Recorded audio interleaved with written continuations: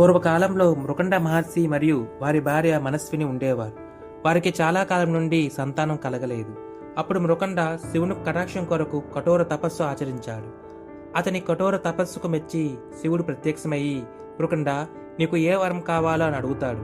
అప్పుడు మృకండ, మహాదేవ, పిల్లలు లేని నాకు ఒక పుత్రుని ప్రసాదించండి అని అనగా శివుడు ఇలా అంటాడు, మంచివాడు తెలివైనవాడైనా 16 ఏళ్ళు మాత్రమే జీవించేవాడు కావాలా, లేదంటే దుష్టబుద్ధితో ఎక్కువ కాలం జీవించేవాడు కావాలా అని అడుగుతాడు. అల్ప ఆశుడైనను మంచివాడు తెలివైన కుమారుడు కావాలని మృకండ శివుణ్ణి కోరుకుంటాడు. అలా కొంతకాలం తర్వాత మార్కండేయుడు జన్మిస్తాడు. మార్కండేయుడు పెరిగే కొలది శివునిపై అమిత భక్తిని పెంచుకుంటాడు. సకల ప్రాణుల పట్ల ప్రేమను చూపేవాడు. అతని గురువులు మార్కండేయుని తెలివికి మెచ్చుకునేవారు. చూస్తూ ఉండగానే మార్కండేయుడు 16వ సంవత్సరంలోకి ప్రవేశిస్తాడు. ఒకరోజు మృకండ మనస్విని తన కుమారుణ్ణి కోల్పోతాం అని విచారిస్తుండగా అది గమనించిన మార్కండేయుడు విషయం తెలుసుకుని, నాన్నగారు, భగవంతుని మనస్ఫూర్తిగా ఏదైనా కోరుకుంటే అది తప్పనిసరిగా నెరవేరుస్తారు అని చెప్పి తపస్సు చేయడానికి ప్రయాణమవుతాడు.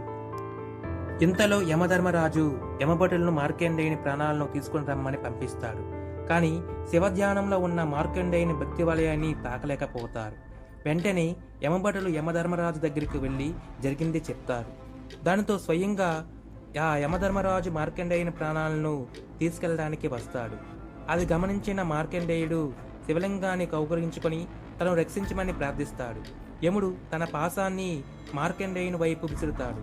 కానీ ఆ యమపాశం మార్కండేయునితో పాటు శివలింగాన్ని కూడా చుట్టుకుంటుంది.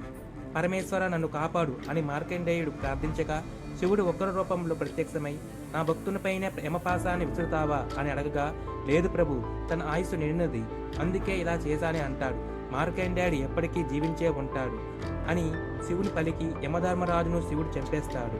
వెనువెంటనే దేవేంద్రుడితో పాటు సకల దేవతలు యమధర్మరాజును బ్రతికించమని శివుణ్ణి ప్రార్థిస్తారు. శివుడు యమధర్మరాజుకు ప్రాణభిక్ష ప్రసాదిస్తాడు. అప్పుడు యమధర్మరాజు నేను చేసిన తప్పును క్షమించమని, తాను నిస్వార్థమైన భక్తి యొక్క గొప్పతనాన్ని తెలుసుకున్నానని చెప్తాడు. ఆ తర్వాత మార్కండేయుడు పరమేశ్వరుని పాదాలకు నమస్కరిస్తాడు. మార్కండేయ, నువ్వు ఎప్పటికీ చిరంజీవి వలె వర్ధిల్లుతావు అని శివుడు ఆశీర్వదిస్తాడు.